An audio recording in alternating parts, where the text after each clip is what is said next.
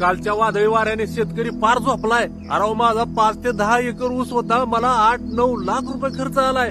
अरे महाराष्ट्रात सगळीकडेच केळी आणि द्राक्षी अनेक पिकांचं नासधूस झालेलं आहे. नासधूस म्हणजे सगळं सुकडा साफ झालं. आपल्या राज्याचे कृषी मंत्री भरणे बाबा येणार होते पाहणी करायला, आमचं किती नुकसान झालंय म्हणून. अहो वाट बघतोय शेतकरी मामांची, मामा काय आले नाही. अहो पण मी म्हणतो पाहणी करायची गरजच काय गरज आहे मला सांगा ना. काय स्थानिक लेवलचे नेते नाहीत, स्थानिक लेवलची काय प्रशासकीय शासकीय अधिकारी नाहीत का तुम्ही त्यांना पाहणी करायला सांगायला. तुकाराम मुंडे साहेब तिथून सूत्र हलवतायत, सगळे पाळमुळ हलवली सगळी त्यांनी, स्वतः न हालता तिथनं. तुम्हाला नाही का जमत. आल्यानं तुमच्या इलेक्शनच्या टायमाला तुम्ही काय पाहणी करूनच तिकीट देता का आराम करा. तिथल्या स्थानिक लेवलच्या नेत्यांना विचारूनच तिकीट देता ना तुम्ही. हे मतदान करतील का.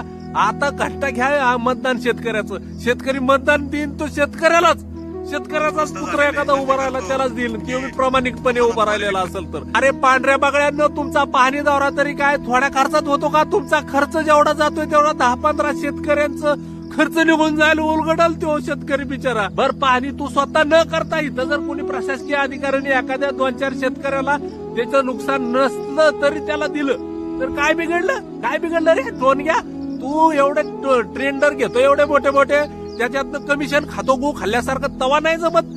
त्या शेतकऱ्यांनीच भरलेला टॅक्स आहे ना तो. आराम करा आणि पाणी दौरा करून पण बघा. शेतकऱ्याच्या हातात तुटूची रक्कम देता तुम्ही. हलकटानो भिकारी आहे का शेतकरी. तो जो 3 टाइम अन्न खातो का तो शेतकऱ्यांनी उन्हातानात कमवलेला आहे तो. आराम करा. अहो एखादा माणूस घरातला मेल्यासारखं त्या पिकाला बघून रडावं लागतंय. 10 मोकळून आमच्या टाकळीगार अकोल्याची लोक रडायला लागले आणि तुम्ही हलकटानो पाणी दौरा करायला सुद्धा येणार.